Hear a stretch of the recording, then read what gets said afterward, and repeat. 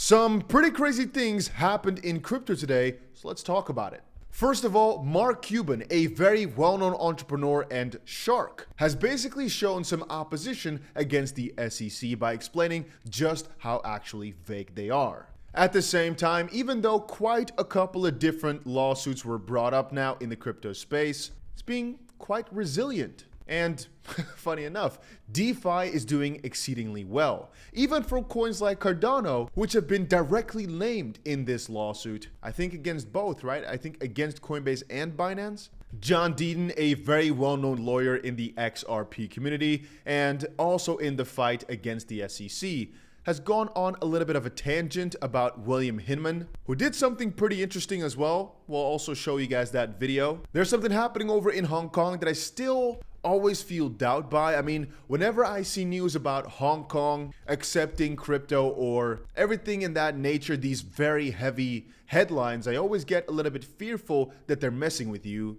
And on that note, I'll show you guys another little piece of information that's been seen by hundreds of thousands of people that's, I don't want to say fake, but manipulative. And there's multiple things of that nature that I want you guys to watch out for, because there are just many guys over on Twitter that all they do is recycle headlines that make you click, make you watch, even though they're either fake or very old news and pretty garbage. We've also got some dot connecting and talking a little bit about the US economy. Let's just start with the start and move on. But everybody, if you haven't, make sure you press that like button and let's dive in. This is an SEC webpage about the Howie test and tokens that often conflicts with what the SEC enforcement has said publicly. It's worth a read to get more clarity on what may or may not be a security. And what is linked here is a file on the SEC's website that says Distributed Ledger Technology Framework. Unfortunately, none of the elements presented on this page are part of the registration process, which makes it near impossible to know with or without an army of securities lawyers what is or what is not a security in the crypto universe. And let me tell you, even if you have an army of lawyers, none of them really know because you can't, because there are no rules. John was also quick to note this SEC framework was published in 2019. First, everyone please read footnote 10. The SEC flat out states that it ignores the common enterprise factor of the Howie test, and second, it states a virtual currency that can be used immediately for payments or as a substitute for fiat currency is unlikely to satisfy the Howie test. Yeah, we read that right? That is exactly the use case for XRP. We've had XRP debit cards. In 2014, US GAO described XRP as a virtual currency utilized in a decentralized payment system called Ripple. And that's again where things do get interesting once more. If FinCEN or all these other entities have labeled XRP as a currency, a virtual currency once before, isn't that enough to warrant the idea that confusion is quite plausible, as there are even some entities that are so high up in the US that did not know it was officially classified as security? Albeit 2014-15, it doesn't matter. At some point, even the example here is as follows. Back in 2015, FinCEN, this is officially on the FinCEN website, finds Ripple Labs Inc. in first civil enforcement action against a virtual currency exchanger. Just to give an example here, as you can see, and selling its virtual currency known as XRP without registering with FinCEN. But the idea is once more that they called it a virtual currency. Anyway, we could even spend more time talking about how all these different cryptos don't abide by the investment contract part of the Howie test. But as I've stated before, if this is also clear to us, it's just a matter of how deeply corrupted is this system. I think you and I both agree that there is some incentive for the spearheads at the SEC. There is some incentives higher up. They just don't want you to get your money out of their banking system into crypto. It makes sense. The dollar keeps losing power. The de-dollarization is really happening. The opposition just keeps increasing against the US dollar. And even various senators over in the US are noticing, hey, let's just do something about this, because before you know it, it's too late. And what I mean with too late is kind of both sides. On one end, before the SEC just absolutely destroys crypto. Here's another former SEC official telling investors to get out of crypto platforms now because they're basically going to try and sue everybody. But I'm also talking about the debt perspective and the fact that the US dollar just loses all their grip and it's basically too late to save their own country because they're letting all the money flow to other countries. And a good example of that is one I'll show you in just a second. But before we do that, if you've not pressed the like button yet, make sure you do it now. Press that like button. I'll give you a couple seconds. And also join our Discord. I'm going to be releasing a lot of very just interesting, nice little graphics, charts, whatever, for absolutely free.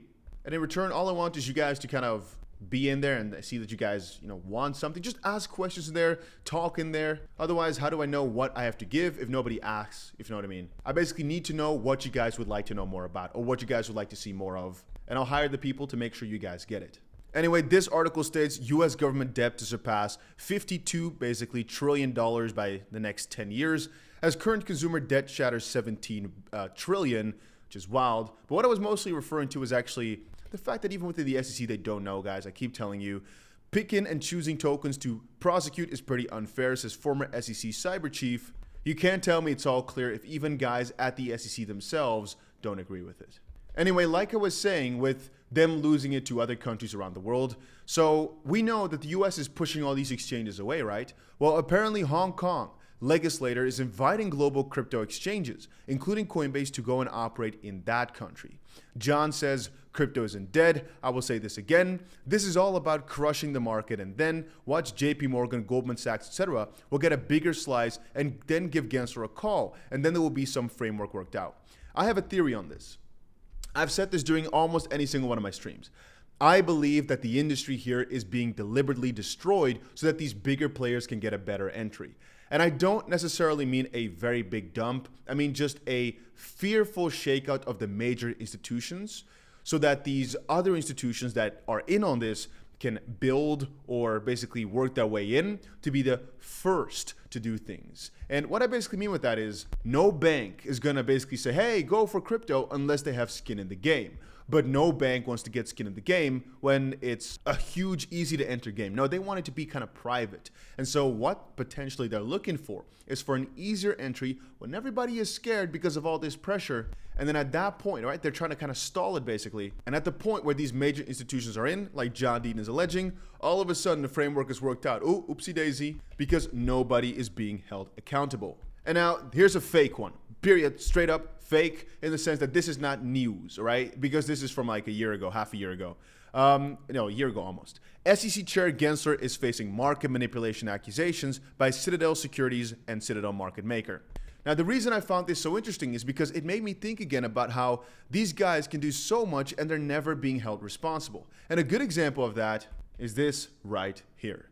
John Dean saying they're all freaking lie without consequence because, well, the Secretary of Energy admits she was not truthful in Senate testimony, saying she owned no individual stocks. She owned shares of 6 companies. The names will be revealed by mid-June. Curious to see if energy or energy policy related.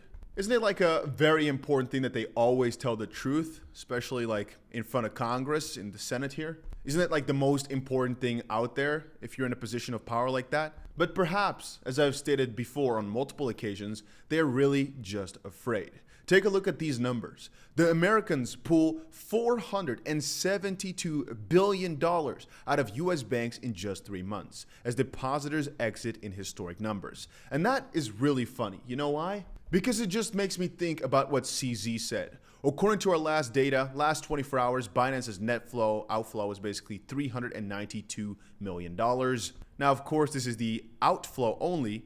Actually, it's a little bit of a strange wording because net flow usually is like your inflow minus your outflow. And here's the net outflow, meaning potentially it's also weighed off already and the outflows are just way bigger than the inflows because of the story they tell afterwards. But it just makes me think about how the SEC probably expected a major pullback from a lot of these major investors in crypto back to the US dollar, back to their banks.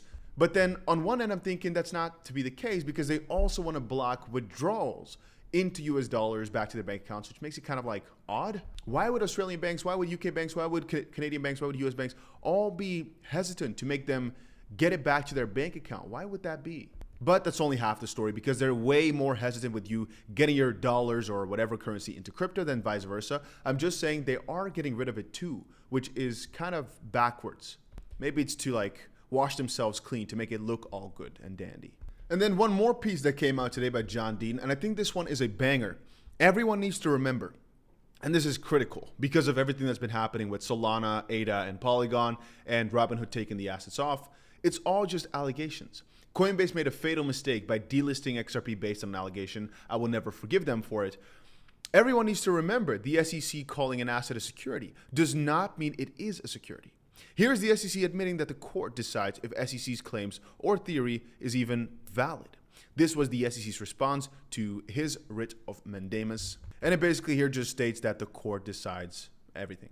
Like I said earlier with regards to DeFi, it's pretty interesting to me that the numbers are not dwindling, meaning that, the whole logical sense behind decentralized finance is that you don't need no bank, you don't need no approval from no I try to not curse, from nobody. You don't need no approval from anybody. But that does kind of give me a warm feeling in my heart. The idea that people that are actually deep into crypto, that actually utilize DeFi, that they're not like shaken out by the SEC's actions, because at the end of the day, it does not affect them, nor does it matter. I opined before that the SEC in the US doesn't matter at all for the longevity of crypto. The point being though, the US is critical in terms of power, which again is dwindling, especially with their dumb choices, but they have a lot of power. And so the moment that they ban it, as an example, a lot of countries will view it, and that might just make the adoption for crypto slower. But at the end of the day, it's not necessary, because even if every country in the world bans crypto, I will still be in my,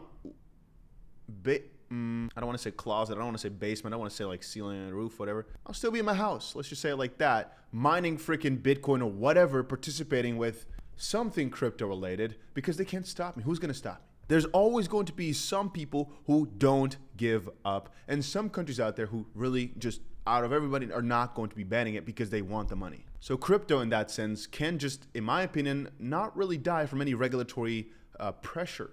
And then one thing that I think was quite interesting as well was this right here. The emails won't change the Howie analysis, but this is about the William Hinman docs. They will likely show the difficulty in applying 1930s and 40s precedent to modern day technology. And so once more, the reason we are so excited about the William Hinman documents is because they're going to showcase that even people within the SEC probably didn't know what the frick was going on, and they needed to kind of go over it like 60 times about what exactly are the rules, and that probably nothing applied perfectly. And again, I think that's why Ripple is saying, it's going to probably be over in the next couple of weeks, because of some of the certainty they felt with these documents hitting the public. And now, because the SEC went full frenzy mode, suing everybody, things are becoming even more sketchy. But again, we're going to see in 2 days from now or so. Wednesday, June 14th, the 5th anniversary of William Hinman's speech, we dig in. So one day before that, we get them. But the emails will likely help Coinbase and Ripple in courts of public opinion, and hopefully drive bipartisan efforts in Congress. We know Brett Redfern, former director of trading and markets, warned that the speech would cause market confusion or more speculation. So why give this speech?